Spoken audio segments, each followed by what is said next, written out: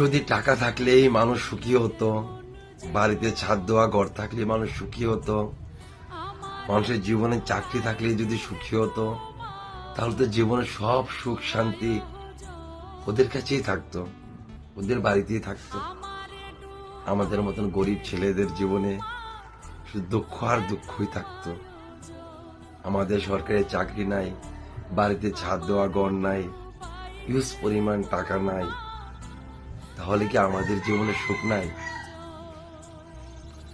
তো বলছি, যারা এইসব নিয়ে ভাবো বা যেসব এইসব নিয়ে ভাবনা চিন্তা আছে, সত্যি বলতে গিয়ে টাকাই জীবনে সুখ না।